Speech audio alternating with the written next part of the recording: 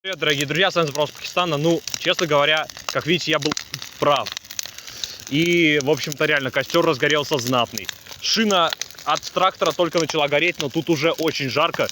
Конечно, этот костер не самый большой, что мы делали. Наверное, самый большой был из борщевика, но я думаю, что этот точно один из самых больших, что мы делали, реально. И он будет еще долго гореть, потому что шины там еще очень много.